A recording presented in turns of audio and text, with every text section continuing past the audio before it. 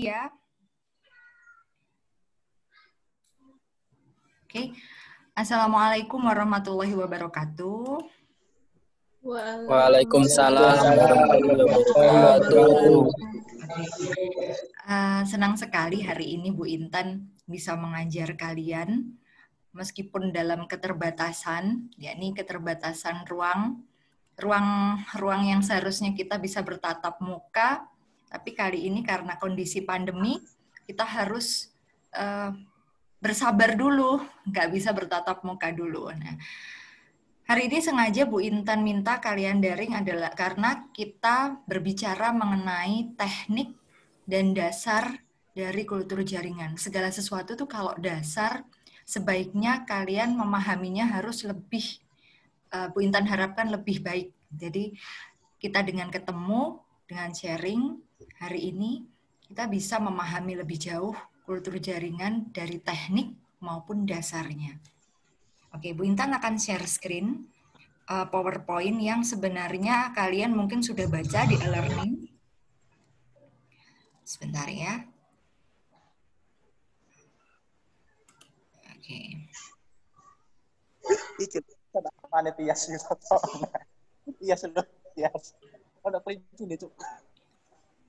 Bentar, Ibu akan share screen dulu ini Bu Saryum. Ibu edit sedikit. Sudah terlihat, Dek? Belum. Oke, ya, proses. Sudah. Ada yang sudah? Sudah. Oke. Sudah, Bu.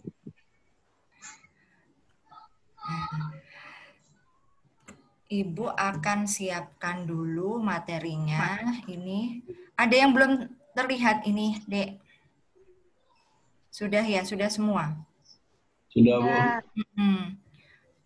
Ini kalau Bu Intan slideshow, mungkin akan kedengaran suaranya Bu Intan. Intan slideshow.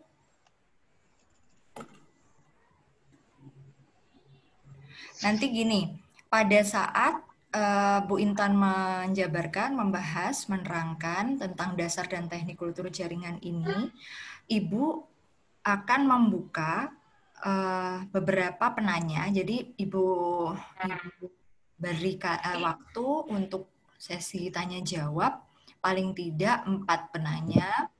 Nah, kalau waktunya masih bisa, Ibu akan buka pertanyaan lagi, tapi kalau nantinya tidak cukup, kita lanjutkan di e-learning ya, di forum diskusi.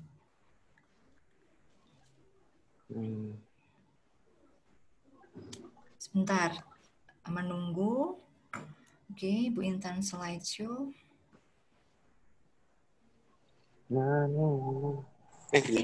Sebentar, kalian ada yang sudah baca tentang slide-nya Bu Intan? Sudah sedikit. Sudah sedikit ya? Iya. Oke.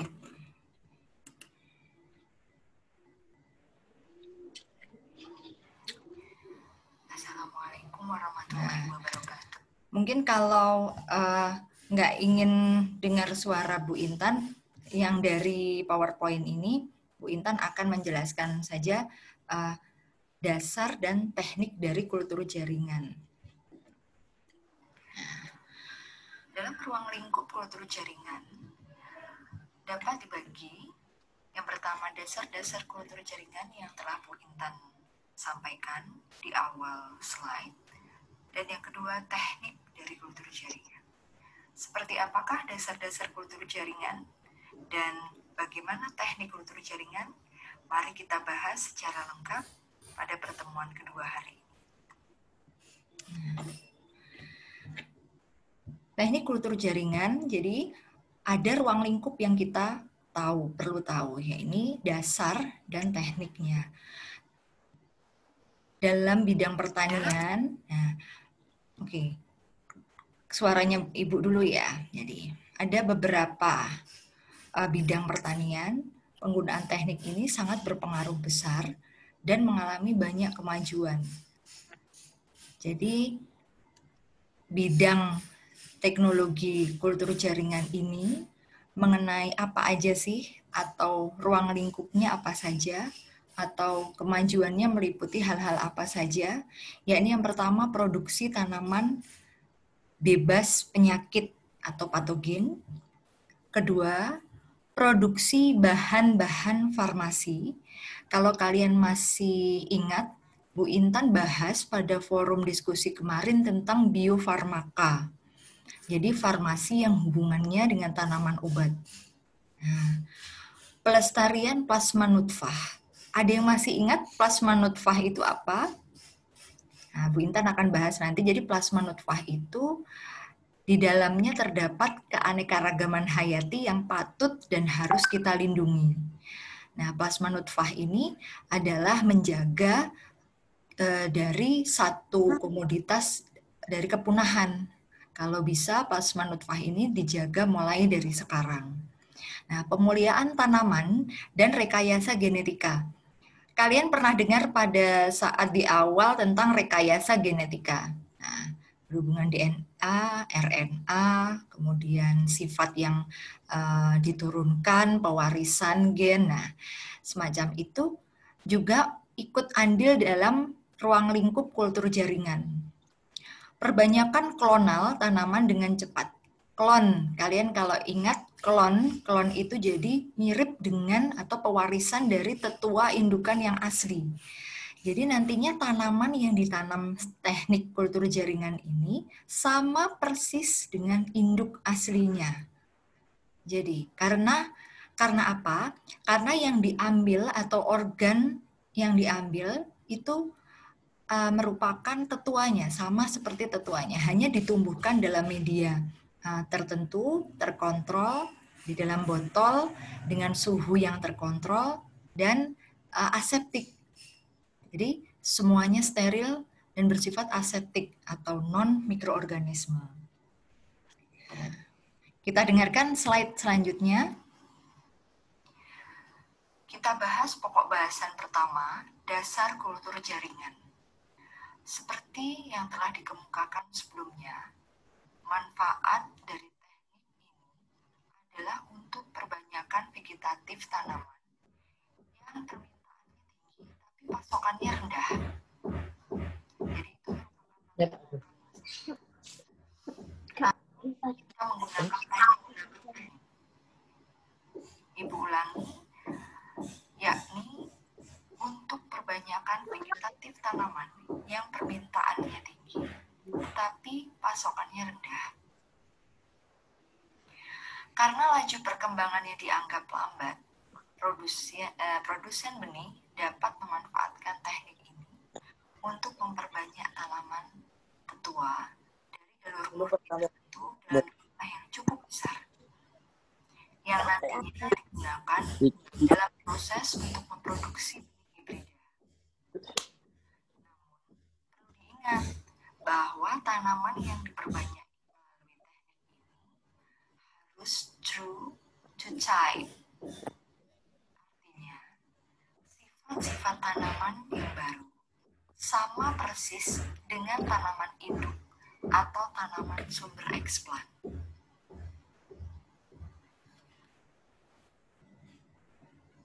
Jadi, ngerti nggak? Kalau sampai sini ada yang dibingungkan. Oke.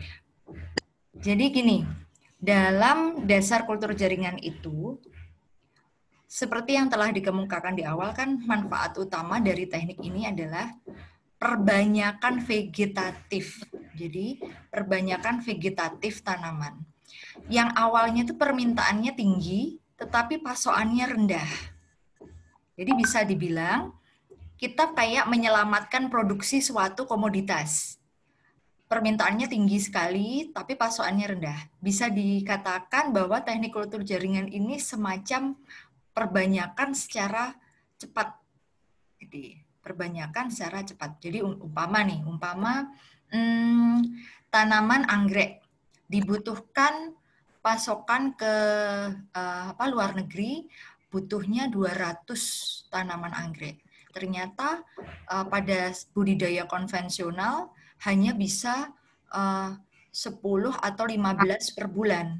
Nah, dengan kultur jaringan, dengan teknik kultur jaringan ini bisa mempercepat kira-kira 1 bulan itu bisa mencapai lebih dari 200. Karena botol, tergantung botol yang kita gunakan. Saat kita menanamkan di situ botolnya, misalnya 1000, bisa saja. Kira-kira 1000, berapa yang gagal, berapa yang berhasil. Nah, kemungkinan kalau yang sudah ahli pasti berhasil semua. Nah, saat kita latihan atau berlatih teknik kultur jaringan ini, memang dibutuhkan ketekunan. Maka dari itu 1000 ini bisa jadi 1000 full bisa dikirimkan pasokan ke luar negeri. Dengan teknik ini tuh semacam apa ya? Semacam kita bisa mencukupi pasokan yang rendah itu, bisa meminimalisir kerugian. Karena laju perkembangannya dianggap lambat, nah produsen benih ini memanfaatkan teknik kultur jaringan untuk memperbanyak tanaman dari tetua. Dan nilai plusnya, tanaman ini persis seperti induknya. Kalau konvensional kan kita nanam anggrek nih, kadang ada yang bagus, namun ada persilangan atau perkawinannya ternyata ada yang hasilnya kurang baik. Tapi kalau kultur jaringan itu persis sama dengan tetuanya. Karena apa? DNA dan klon, semacam klon ya, cloning tanaman itu semacam itu. Jadi persis sama seperti indukannya. Namun perlu diingat bahwa tanaman yang diperbanyak melalui teknik ini harus true to type. Artinya tanaman baru harus sama dengan tanaman induk dan sumber eksplan. Susahnya adalah steril. Alatnya, bajunya, pakaian, laboratoriumnya, semuanya harus steril. Kalau tidak ada sedikit jamur atau bakteri yang masuk, itu langsung dia sifatnya semacam kalau satu tidak berhasil, lainnya pasti tidak berhasil. Tapi kalau satu berhasil, biasanya 2, 3, dan selanjutnya itu berhasil semua. Karena pembuatan media laboratorium di tempat yang sama dengan dosis atau takaran pembuatan media yang sama. Nah, Ibu Intan lanjutkan. Dasar-dasar kultur jaringan. Apa itu dasar-dasar kultur jaringan? Perbanyakan tanaman dengan mikropropagasi dilaksanakan dalam suatu laboratorium yang aseptik atau non-mikroorganisme. Jadi laboratorium ini berfungsi untuk mengkondisikan kultur jaringan tersebut dalam suhu dan pencahayaan terkontrol. Misalnya untuk pembuatan media, penanaman. Main musa aku dulu. Oh.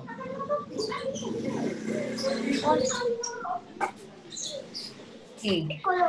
Sampai sini Bu Intan kasih pembahasan dulu ya. Jadi perbanyakan tanaman dengan mikropropagasi. Artinya adalah kita memperbanyak tanaman tersebut dengan media vegetatif. Jadi dengan umur yang usia vegetatif, tanaman tersebut juga baru diambil eksplannya. Jadi vegetatif itu pada usia vegetatif kita ambil eksplannya, baru setelah itu kita tanam dalam media botol. Nah, dilaksanakan di laboratorium yang aseptik, harus bersih, non-mikroorganisme, dan steril semuanya. Kenapa laboratorium? Karena mengkondisikan kultur dalam suhu yang kita kontrol. Jadi semuanya terkontrol. Contoh nih, AC. Kita gunakan supaya suhunya normal tetap sekian. Jadi kalau kalian melihat laboratorium kultur jaringan di bawah, saat ada tanaman atau saat kakak tingkat kemarin menanam di situ, AC tidak boleh dimatikan. Nah, kendalanya adalah saat mati lampu. Nah, saat mati lampu itu bisa nggak bertahan? Bisanya hanya 1 kali 24 jam. Kalau lebih dari sehari, tidak terkontrol suhunya, bakteri, jamur bisa tumbuh. Nah, kalau udah seperti itu, kemarin sempat kejadian, kakak tingkat kalian ternyata 2 hari itu masih mati lampu. Nah, solusinya adalah kita bawa botol tersebut dari satu tempat ke ruangannya Pak Tarman. Ruangan Pak Tarman saat itu AC-nya nyala. Nah, kita bawa pakai keranjang karena takut kalau gagal dan ada browning atau ada jamur penyakit di dalam. Nah, maka dari itu, dengan suhu terkontrol di dalam botol, semuanya tersistem dengan baik, nah bisa untuk tumbuh. Begitu. Untuk pembuatan media, penanaman, serta pemindahan kultur juga demikian. Nanti Ibu bahas lebih lanjut tentang pembuatan media, tahapan-tahapannya, penanamannya bagaimana, serta pindah kulturnya gimana. Kalau teknik ini tuh sebenarnya, kita kalau ngobrolin kultur jaringan ini dipandang sebagai teknik yang bisa dibisniskan, dibandingkan dengan perbanyakan tanaman secara konvensional. Nah, hanya awalnya itu memang sulit karena perlu ketekunan itu tadi ya. Sulitnya karena harus motong eksplannya harus rapi, kemudian harus steril ya itu. Itu yang kendalanya hanya itu, perlu berlatih aja. Tapi overall semuanya bisa digunakan untuk memperbanyak tanaman secara kultur jaringan ini. Peluang besar untuk menghasilkan jumlah bibit tanaman yang banyak dalam waktu yang relatif singkat, sehingga lebih ekonomis. Nah, produksi tanaman kan tadi ada beberapa yang positifnya ya dari kultur jaringan. Yang pertama bebas penyakit, kemudian dari bahan-bahan biofarmaka, Bu Intan ulas sedikit, plasma nutfah terjaga, dan rekayasa genetika kepake. Hanya di sini rekayasa genetika ini dapat diminimalisir karena bukan tanaman pangan yang kita tanam, melainkan tanaman-tanaman semacam bunga, kemudian tanaman yang bernilai jual tinggi, non-pangan.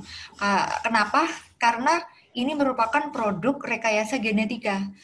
Jadi dihimbau sangat besar apabila menggunakan teknik ini, jangan sampai menggunakan tanaman-tanaman atau komoditas pangan. Gitu ya. Jadi namun perlu diingat bahwa tanaman tadi harus sifatnya sama kayak induknya. Yang berulang kali Bu Intan ulangi adalah itu. Teknik kultur jaringan. Tahukah kamu hal utama yang penting dan harus kita perhatikan dalam teknik ini adalah komposisi media bagi pertumbuhan eksplan.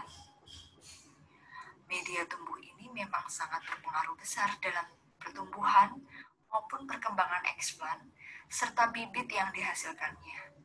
Maka, macam-macam media telah banyak ditemukan sehingga jumlahnya cukup banyak. Selain media tumbuh, masih banyak lagi faktor-faktor yang berpengaruh dalam proses mikropropagasi. Nah, jadi tadi ya, media tumbuh ini memang sangat berpengaruh dalam proses atau teknik kultur jaringan. Media tumbuh ini ada beberapa, nanti akan Bu Intan ulas gimana caranya pembuatan media, tahapan-tahapannya. Nah, secara lengkap ini akan dibahas ya dalam slide berikutnya. Nah, kita memasuki subbab yang kedua, tahapan teknik kultur jaringan. Oke, Bu Intan, maaf, ulangi tentang pembuatan media. Mohon didengarkan, akan Bu Intan bahas.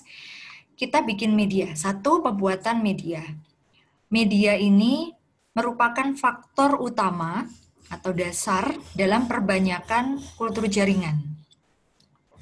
Kenapa? Jadi komposisi media itu sangat diperhitungkan dan tergantung dengan jenis tanaman yang akan diperbanyak. Misalnya nih, anggrek nanamnya berapa, dosisnya berapa, itu sudah ada catatannya. Kemudian menanam sayuran atau bawang merah misalnya, atau apalagi ya kalau selain itu. Jadi ada beberapa dosis yang dituliskan, yang Bu Intan catatkan nanti di materi selanjutnya komposisi pembuatan media disesuaikan dengan komoditas yang akan kita perbanyak atau akan kita tanam. Nah, media yang digunakan ini biasanya terdiri dari apa saja? 1. Garam mineral, unsur hara makro dan juga hara mikro, vitamin, dan zat pengatur tumbuh atau hormon. Vitaminnya kita beli, ada. ZPT juga ada, beli. Hubungannya dengan hormon. Nah, selain itu diperlukan juga bahan tambahan seperti agar. Kalian tahu agar ini ya, swallow itu ya. Kemudian gula, agar arang aktif, dan bahan organik. Nah, bahan organik ini bisa menggunakan air kelapa muda karena air kelapa muda ini sangat tinggi yang bisa diserap oleh tanaman. Jadi menguntungkan. Media yang sudah jadi ini ditempatkan pada tabung reaksi, ya, ditaruh nih medianya, ditaruh di dalam botol-botol kaca. Nah, kalau kalian pernah lihat, botol kacanya sudah ada media semacam agar. Media yang digunakan juga harus steril. Caranya gimana? Caranya media-media ini dipanaskan dengan suhu 100 derajat Celcius atau dimasukkan ke dalam autoclave. Nah, itu pembuatan media. Jadi media itu bisa kita buat sendiri ala rumahan yang kemarin sudah Bu Intan share pada pertemuan awal di video pembelajaran, ada pembuatan media skala rumahan. Ada juga yang beli, tapi harganya cukup mahal. MS misalnya, itu harganya bisa mencapai 50-100. Nah, tapi kita bikin sendiri bisa. Kakak tingkat kemarin bikin sendiri media MS secara mandiri. Bikinnya gampang, dari yang kemarin video pembelajaran itu kan ada apa-apa saja bahan dan alat yang digunakan, tapi skala rumah tangga, skala rumahan, jadi bisa dibikin sendiri. Kemudian kedua, inisiasi. Apa itu inisiasi? Inisiasi itu pengambilan eksplan. Eksplan itu bahan tanam. Bahannya yang kita ambil itu dari tanaman, bagian tanaman induk. Dipotong ya setipis mungkin, tergantung bagian mana yang kita ambil, mau bagian akarnya atau bagian batangnya atau bagian daunnya, itu bisa semuanya. Semua organ tanaman bisa. Namun ingat ada tekniknya, cara pemotongannya juga sangat penting. Nah, itulah namanya eksplan, jadi bahan tanamnya. Baru bahan tanam media yang udah jadi tadi dimasukkanlah ke dalamnya eksplan atau bahan tanam yang kita ingin tanam. Kemudian dikulturkan. Nah, bagian tanaman yang sering kita gunakan yaitu tadi Bu Intan bahas tadi, tunas, ujung akar, bunga, serbuk sari pun bisa, batang juga bisa. Itu inisiasi, ya. Inisiasi pengambilan eksplannya atau bahan tanam dengan cara pemotongan. Setelah itu yang ketiga, sterilisasi. Sterilisasi itu artinya terbebas dari sumber-sumber kontaminan, penyebab kontaminasi. Dan bahwa segala kegiatan dalam kultur jaringan itu dilakukan di tempat yang steril, yaitu di laminar flow yang ada di lab kultur jaringan, menggunakan alat-alat yang juga sudah disterilkan. Nah, sterilisasi ini dilakukan terhadap peralatan, bisa juga menggunakan alkohol. Saat menggunakan itu kita sterilkan di api Bunsen yang udah nyala, dan juga alkohol itu bisa untuk sterilisasi alat. Alkoholnya disemprotkan merata pada peralatan yang digunakan. Nah, tidak hanya alat aja, eksplan pun atau bahan tanam itu disemprot alkohol juga nggak apa-apa, supaya tidak tumbuh jamur atau bakteri. Nah, tidak hanya peralatan dan eksplan, orangnya atau pekerjaannya juga harus steril. Contoh nih, kalian pakai lab, pakai jas lab ya, pakai lab yang bersih, jas lab yang sudah bersih, kemudian pakai misalnya masker, terus penutup rambut kalau ada, semuanya disterilkan dulu, dicuci, dibersihkan. Nah, baru setelah itu bisa digunakan. Atau di lab kultur jaringan sudah disediakan lab khusus yang bisa kalian gunakan supaya tidak bergantian, kan biasanya kalian pinjem-pinjem ya. Nah, ini bisa menggunakan satu itu yang memang punya kampus dan bersih. Multiplikasi. Apa itu multiplikasi? Kegiatan untuk memperbanyak calon tanaman dengan menanam eksplan pada media. Nah, media pada multiplikasi ini biasanya disesuaikan kebutuhan yang akan dicapai.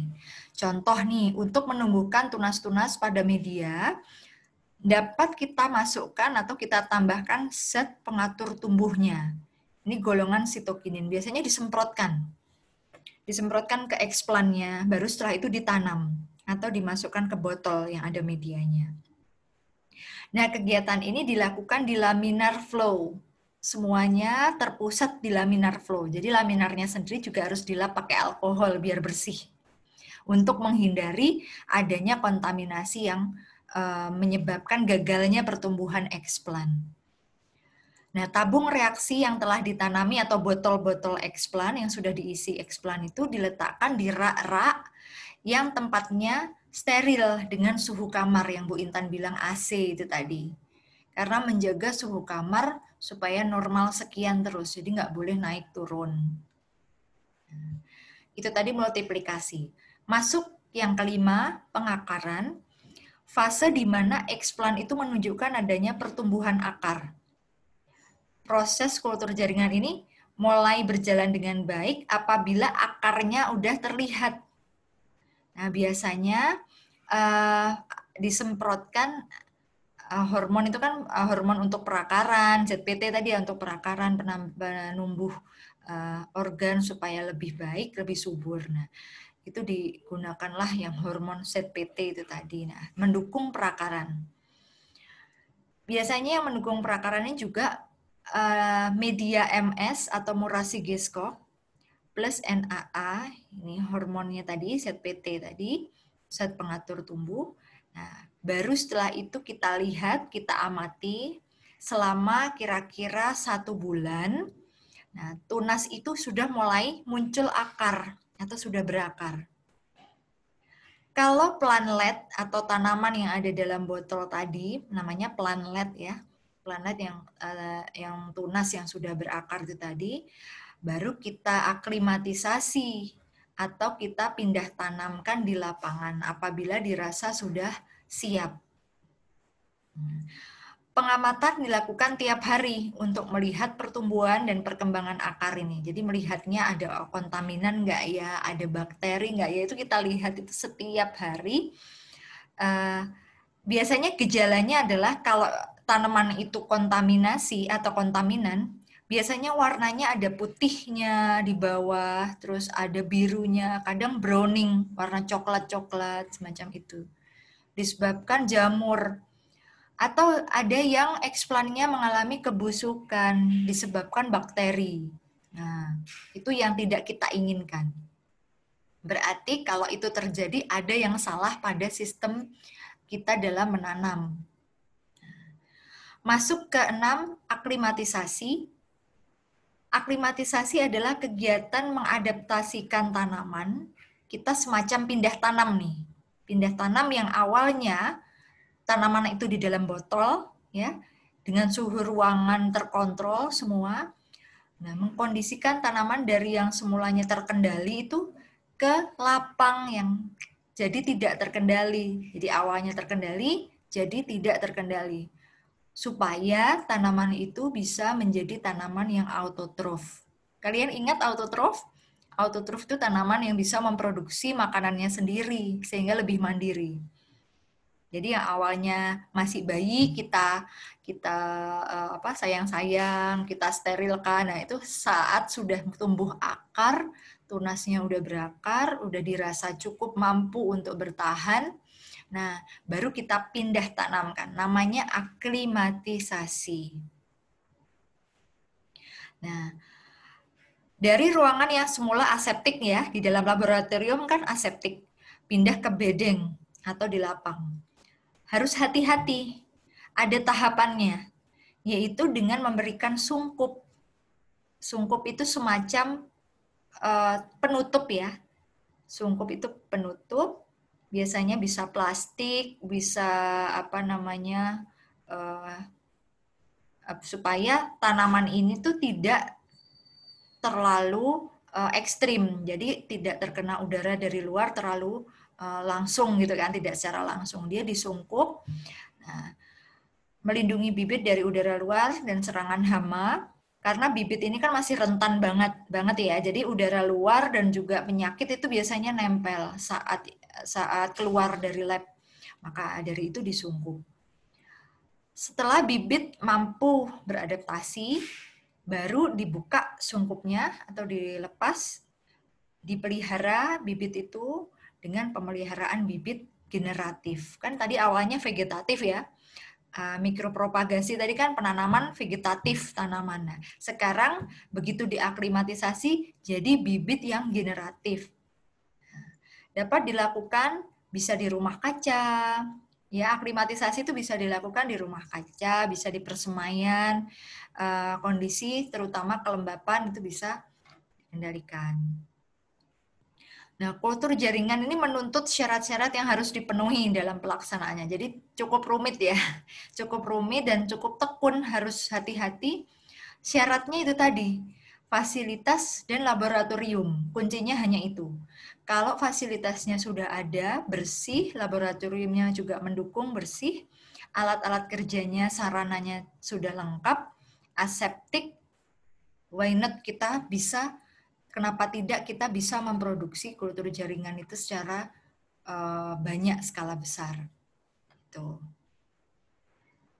Itu tadi tahapan teknik kultur jaringan dari keenam ini tadi saling terkait ya, mulai dari pembuatan media, inisiasi, bikin explant ya, memotong explant-nya, organ mana yang bisa kita tanam, terus disterilisasi di dalam autoclave, di dalam laminar flow, kemudian baru dimultiplikasi, ditambahkan zat PT biar akarnya bagus, secara hormonal ya, zat pengatur tubuh ini secara hormonal dengan dosis tertentu yang sudah ada tertera dalam tulisan dan buku.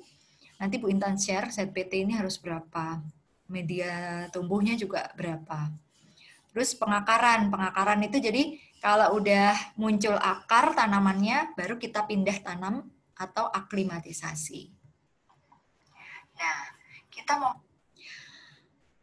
glosarium. Ada kata yang tadi Bu Intan ulang-ulang terus, plasma nutfah.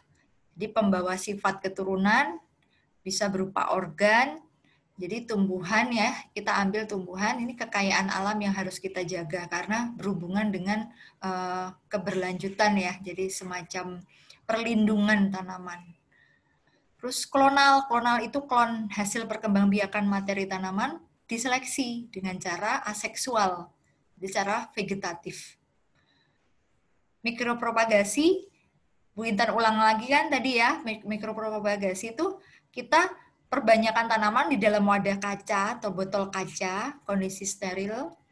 Nah, ini merupakan teknik kultur jaringan yang berskala bisa komersial dan vegetatif. Jadi ini perbanyakan vegetatif juga, sama semacam klonal.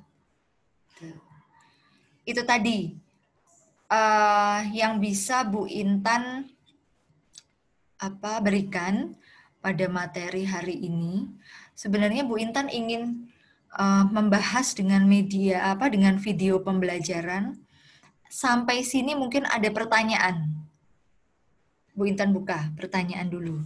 Silakan sebelum ke video.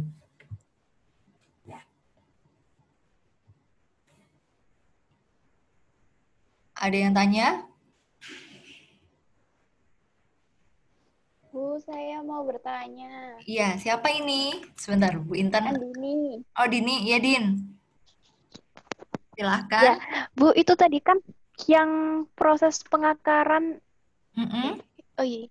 Ya, itu kan yang ditambahkan zat ZPT itu loh, Bu. Iya.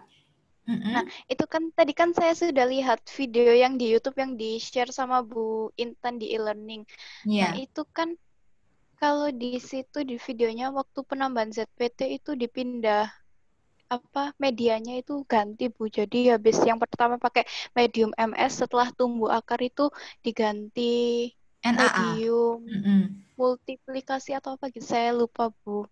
Nah, itu Oh iya, kalau yang benar. tadi dijelaskan Bu Intan itu Mm. penambahan ZPT-nya itu kayak gimana, Bu? Oh gini, iya Din. Terima kasih pertanyaannya. Kita masuk ke slide multiplikasi ya. Nah, kita ambil sebentar. Nah, jadi multiplikasi itu setelah, jadi ZPT itu tidak hanya sekali dan berbeda jenis. Karena ZPT ini harus berbeda karena usianya lain. Kemudian tergantung kita mau menumbuhkan apa.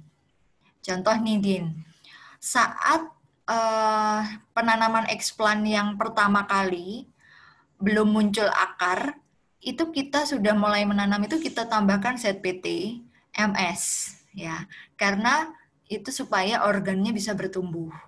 Nah, setelah muncul akar, Bu Intan ingin akarnya bagus. Berarti hormonnya atau ZPT-nya kita ubah, yakni dengan menumbuhkan akar. Contohnya, jadi kan ada beberapa ya zat pengatur tumbuh, ada sitokinin, ada auksin, ada gliberilin, ada macam-macam nih. Fungsinya mereka berbeda-beda. Ada yang menumbuhkan semacam sitokinin akar, ada yang menumbuhkan daunnya saja, ada yang menumbuhkan bagian-bagian bunganya, ada yang menumbuhkan. Nah, ini ada beberapa aspek yang kita sesuaikan. Di awal Bu Intan bilang eksplan ini bisa macam-macam. Eksplan yang kita tumbuh ya, yang kita tanam ya di kultur. Ada yang kita ambil daunnya. Nah, berarti kita pakai ZPT yang penumbuh daun. Ada yang menanam lewat batangnya, berarti kita pakai ZPT penumbuh batang. Itu sebelum aklimatisasi. Nah, setelah aklimatisasi, setelah kita pindah, udah muncul akarnya, udah muncul batangnya, udah muncul organ lainnya. Nah, itu baru kita multi, namanya aja multi ya, berarti kompilasi. Nah, pemberiannya pun juga tidak bisa bersamaan. Paling tidak 1 hari itu, paling tidak 1 hormon. Besoknya hormon misalnya hari ini setelah aklimatisasi saya ingin menumbuhkan daunnya akarnya karena sudah muncul akar, berarti saya perbaiki dengan ZPT akar di hari pertama. Hari kedua pasca aklimatisasi, pasca pindah tanam ya, ini udah di luar lab berarti kan. Nah, kita ambil ZPT yang menumbuhkan batangnya.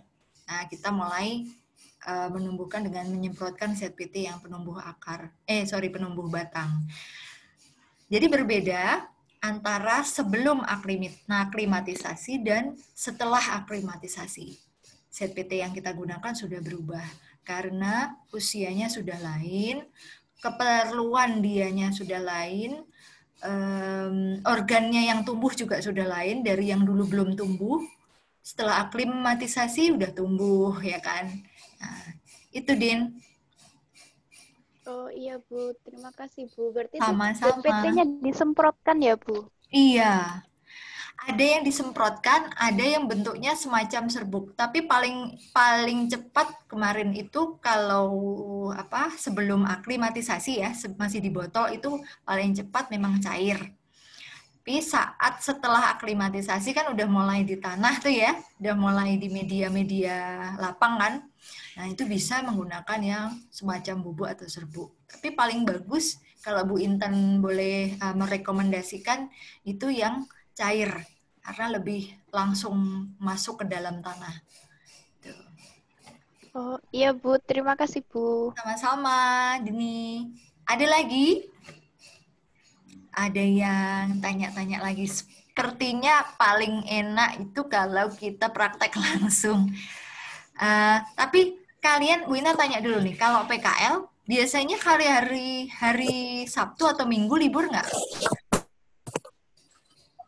Libur terus. Libur ya. Terus kalau misalnya saatnya praktek dengan Bu Intan, itu kira-kira sempatnya gimana? Di luar waktu PKL-nya kapan kalian? Disesuaikan jadwalnya masing-masing aja, Bu. Kan ada Nah, yang sudah selesai dan ada sebagian yang di kampus PKL-nya, Bu. Nah, rencananya gini nih. Rencananya itu kalau Bu Intan itu sebenarnya mau praktek itu setelah UTS. Apakah kalian sudah selesai PKL? Kira-kira bulan apa ya? UTS itu ini kita kan Oktober ya, November, Desember, Januari. Januari, Februari. Kayaknya sih Februari. Kira-kira kalian sudah selesai apa belum ya PKL-nya?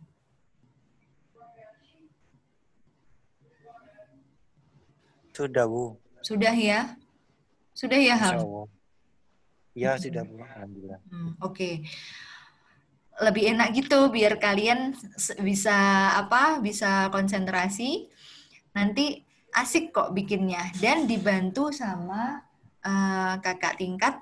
Bu Intan akan minta tolong Mbak Eca sama Mbak Eka yang sudah lebih dulu pernah ini kerja bareng kultur jaringan dan PKL-nya di tempat kultur jaringan mereka dulu.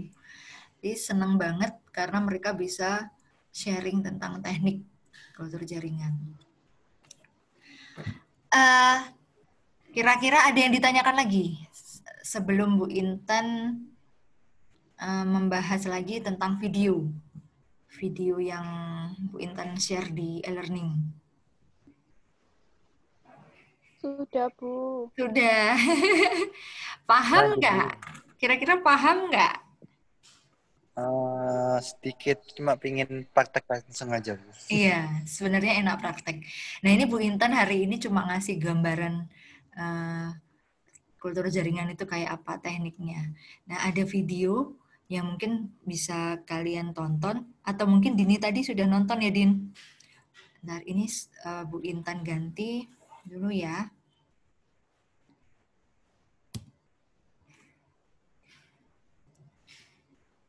Kok nggak bisa nih? Bentar, stop share. Oke, Bu Intan ulangi.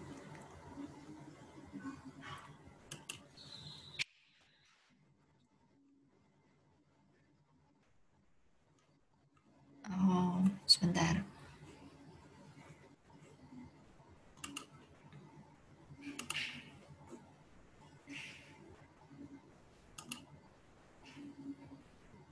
Kalian tetap buka e-learning nggak? Coba tetap buka ya, supaya Bu Intan sekalian sebagai absensi kalian ya.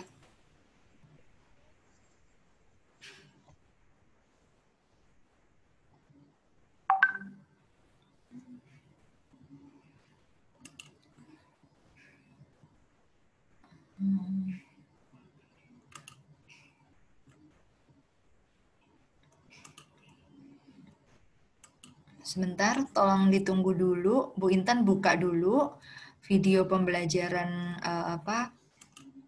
kultur jaringan.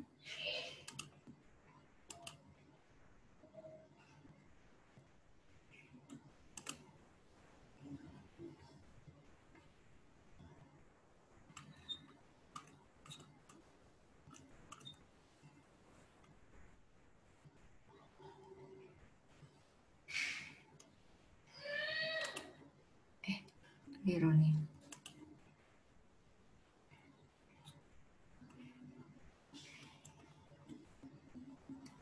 Kalian PKL-nya ada yang di ini nggak berhubungan dengan kultur jaringan?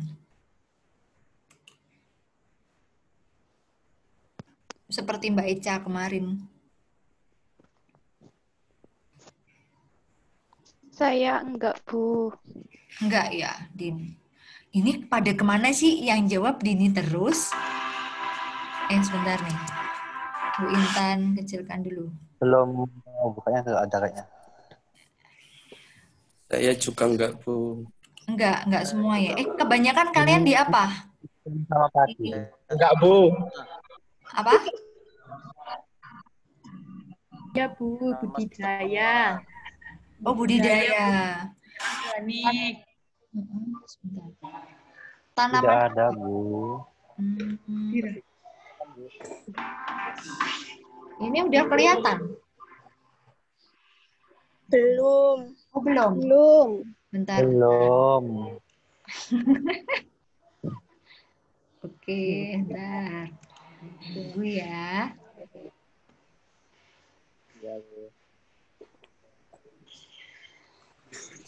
Ada tanaman yang unik gitu nggak? Orang apa gitu? Apa tanaman pangan? Biasanya tanaman apa yang PKL-nya di Ada Bu Mina Padi. Oh, mina padi. Ya, Ilham.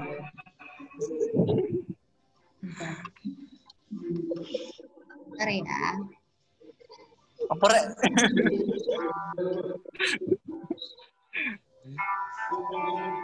Kelihatan?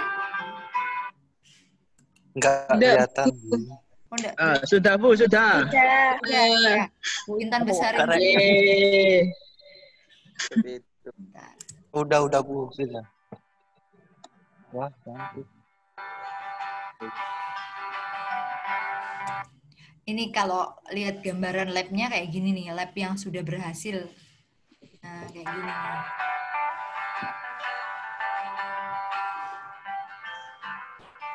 Halo Sobat Biotrop, saya Inja Nuralia Hayat akan menemani Anda dalam video edukasi Biotrop.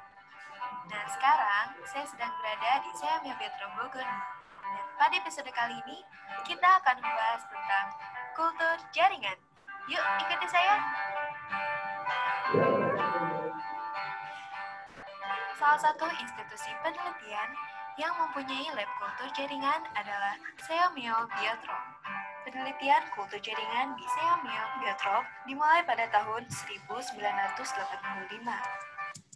Nah, ini Bibit kalau kalian lihat, ini cara motong eksplannya. Eksplan itu bahan tanamnya. Tuh, kayak gitu tuh. Caranya ya tolong diamati. mulai diaplikasikan sejak tahun 2000 untuk berbagai jenis tanaman kehutanan, pertanian, hortikultura, tanaman hias, dan rumput laut. Saat ini, perkembangan teknologi sudah semakin.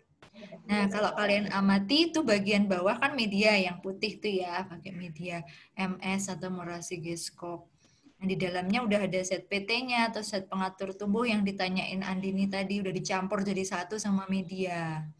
Sehingga pada saat bikin media itu set PT udah dimasukkan sekalian.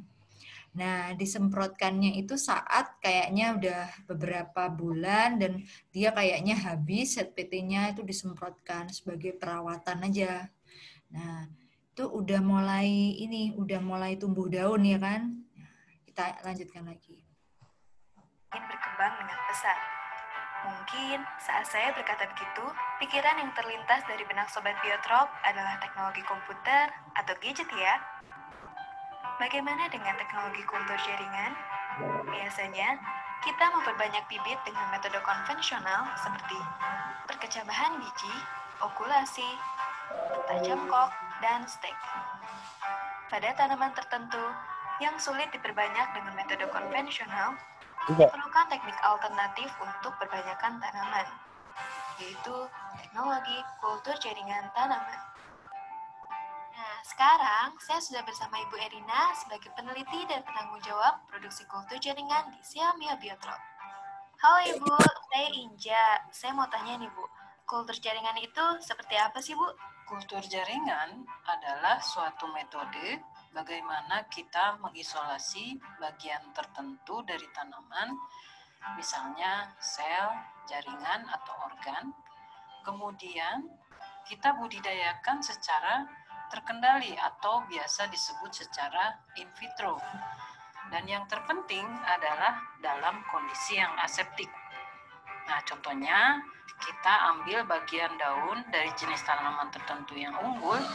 Nah, dari daun tersebut kita bisa tumbuhkan batang, tunas, akar, sehingga dia bisa membentuk dari tadinya sepotong daun, bisa menjadi tanaman yang lengkap.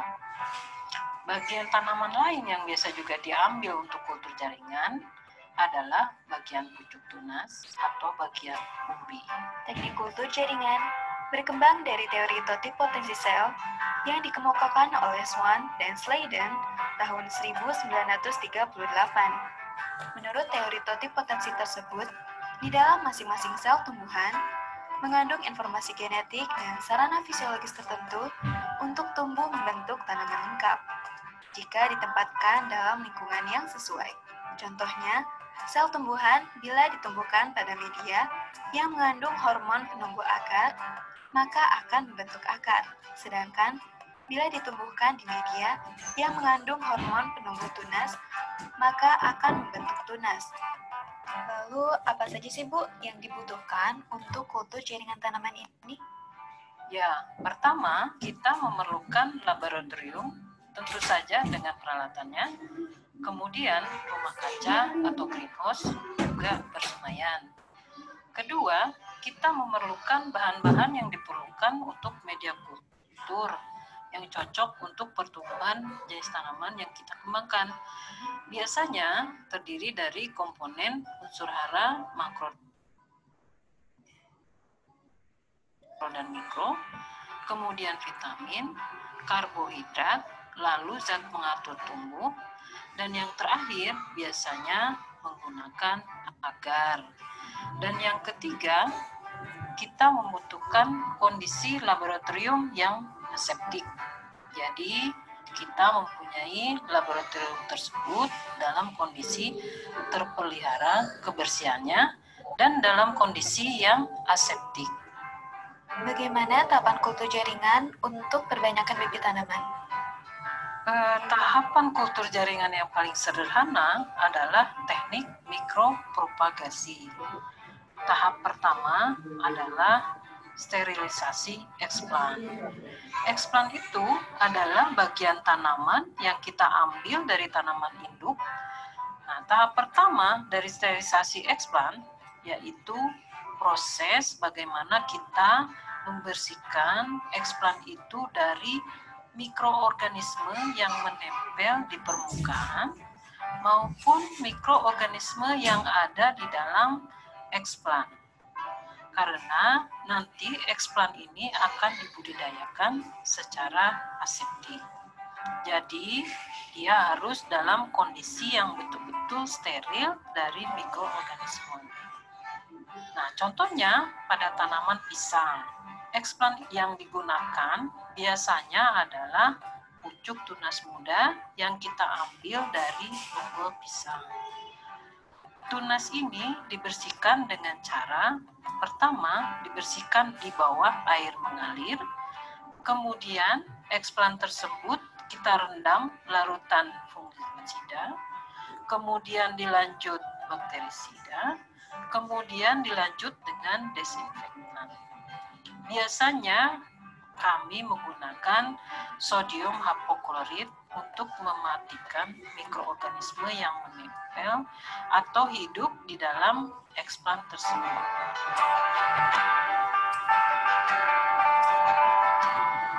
Tahap kedua, menanam eksplan tersebut yang sudah melalui proses sterilisasi eksplan tadi di dalam media kultur. Media kultur ini pertama, kita menggunakan media kultur untuk inisiasi tunas in vitro pertama. Biasanya menggunakan medium MS atau singkatan dari medium Murasige dan Scoop yang mengandung zat pengatur tumbuh tertentu.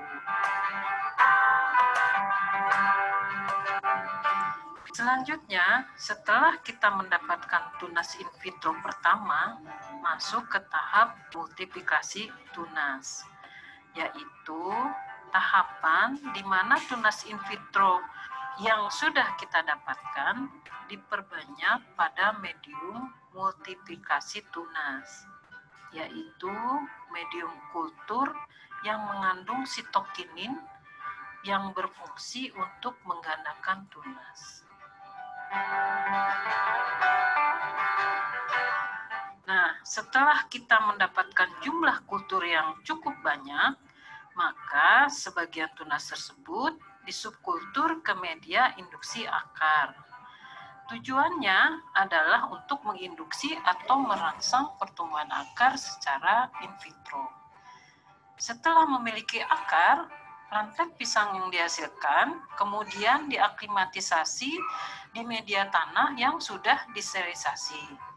Kemudian bak aklimatisasi ditutup dengan plastik transparan untuk menjaga kelembaban udara agar tetap tinggi.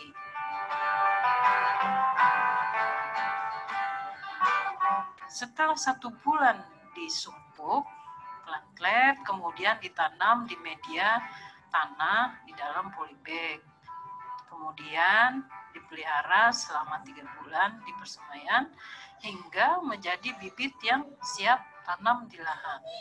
Nah, sekarang mari Inja kita lihat bibit hasil kultur jaringan di persemaian. Boleh, Ibu.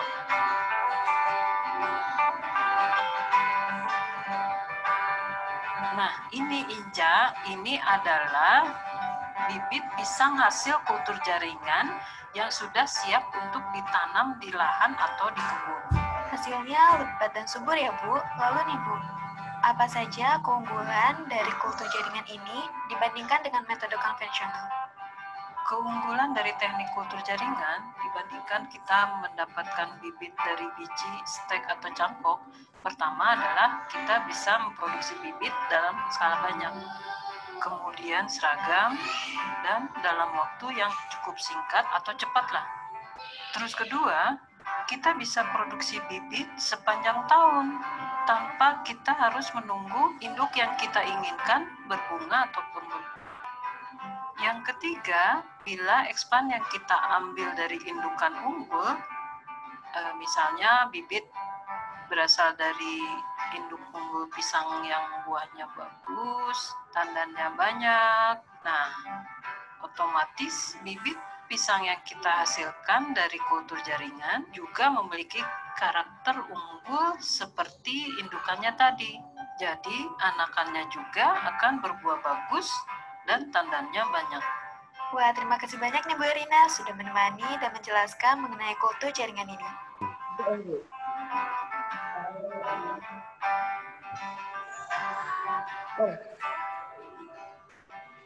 Nah, sampai di sini perjumpaan kita kali ini. Semoga dengan adanya kultur jaringan, kita bisa menghasilkan bibit berkualitas untuk masyarakat. Untuk mendapatkan informasi lebih lanjut atau melihat langsung proses jaringan tanaman, Biotrop dapat langsung berkunjung ke Siamia Biotrop Bogor. Saya Inca Noralia Hayat, pamit undur diri. Sampai jumpa di video edukasi selanjutnya.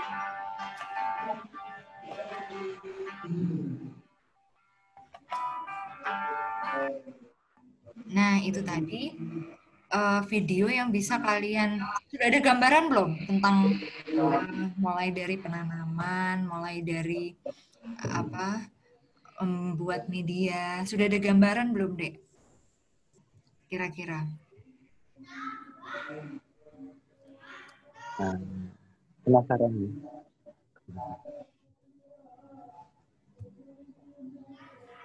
Oke. Ada lagi yang bertanya sebelum Bu Intan ini akhiri pertemuan hari ini? Kira-kira mungkin ada yang ingin ditanyakan mengenai pertemuan kita?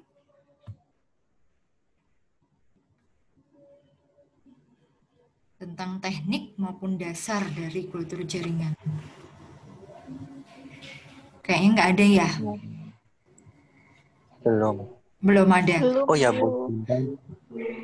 Ada. Silakan. Bu Intan, maaf tanya. Tadi kan katanya kan kultur jaringan tuh buat tanaman non pangan, Bu ya. Tadi kayak pisang itu apakah aman, Bu, buat dikonsumsi lebih lanjut? Nah, gini, Dek, pada saat kita kembang biakan secara teknik kultur jaringan itu di awal atau masa vegetatifnya itu kan semacam sebenarnya bukan kita mengkloning, bukan kita mengambil dari bakteri atau memasukkan bakteri ke dalamnya, enggak. Jadi itu semacam cloning.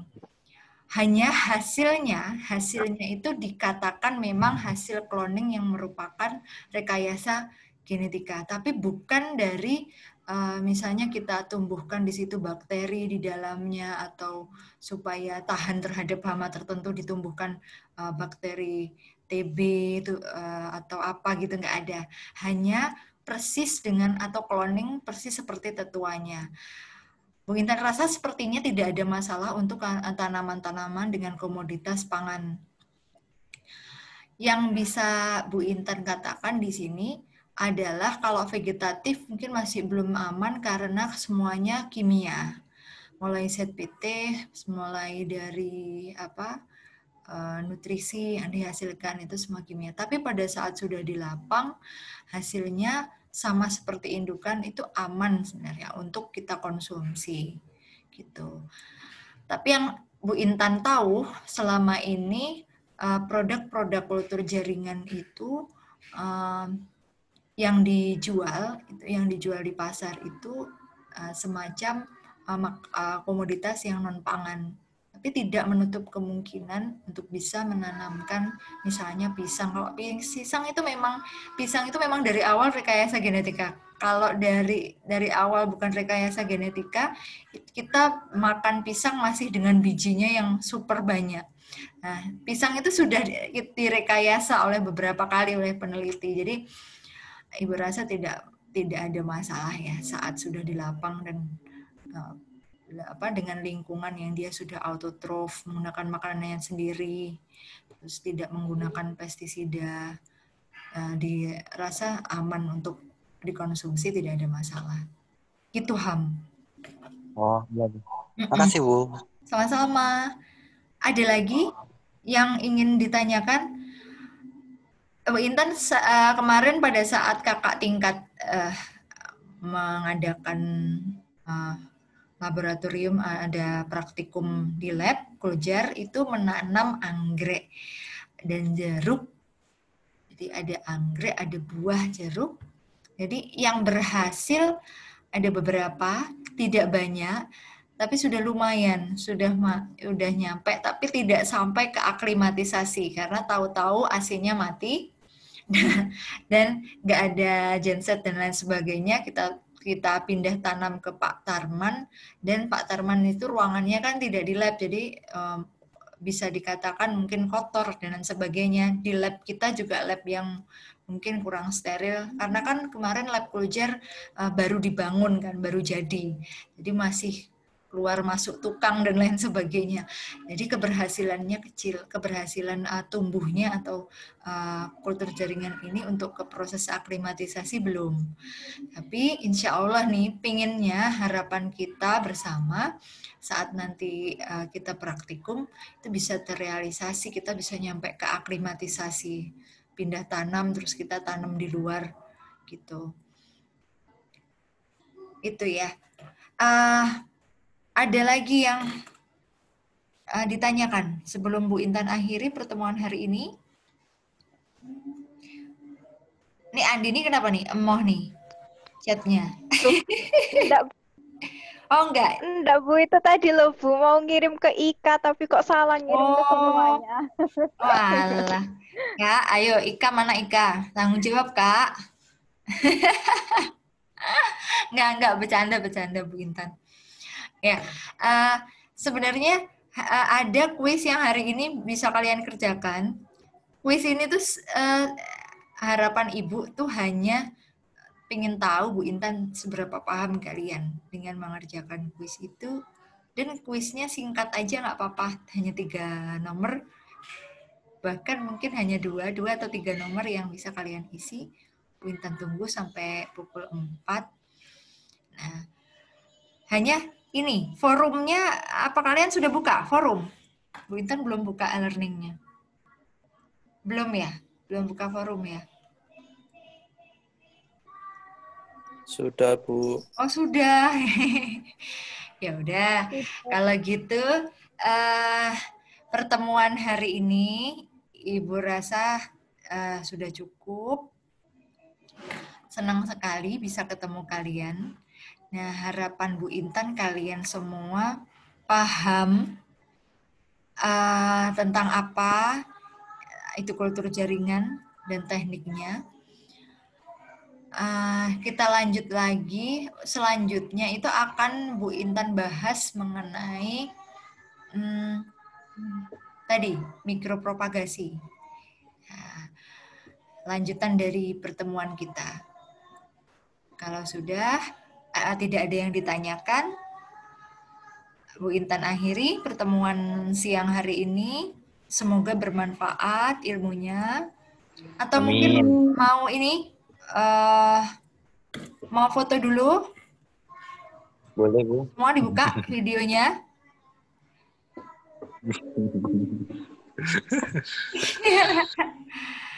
Videonya dibuka semua biar tahu wajahnya. Kita berberapa nih? 20. Kita ber-20. 24. Berkurang. 24. Berkurang ternyata ya. Ya. Mana nih, Din? Buka, Din. Sebentar, Bu. Oke, nggak apa-apa. Bintang tunggu. Jangan-jangan di rumah nih, Dini. Di rumah atau di tempat PKL? Di rumah, Bu, saya sudah selesai PKL-nya. Oh, PKL-nya udah selesai? Oh, udah ada yang, udah ada yang selesai ya PKL-nya hari ini? Iya. Ya. Halo, Kak. Ineke. Masda ketawa-ketawa. Oh, Masda. Ketawa, Masda. Kan sehat, dah? Alhamdulillah. Ineke juga, wah senyum-senyum, alhamdulillah. Din, senang bisa lihat kalian. Oke, kita foto sebentar. Ada yang foto nih, salah satu deh, salah satu.